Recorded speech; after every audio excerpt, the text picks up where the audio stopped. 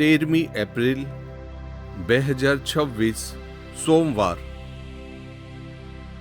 પ્રભુના પુનરુત્થાન અને પવિત્ર આત્માના સંચારથી પ્રેષિતો સતાવણીથી ડરીને ભાગવાને બદલે પ્રભુને નામે સહન કરવામાં આનંદ અનુભવે છે અને પ્રાર્થનામાંથી બળ મેળવી શુભ સંદેશ ફેલાવવા શક્તિ માગે છે.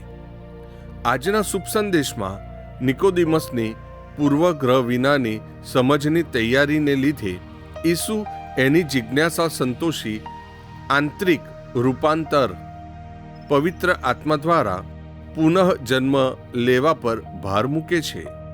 પ્રભુ ઈસુ આપણી સાથે પણ એવો વાર્તાલાપ કરવાની રાહ જોઈને બેઠા છે.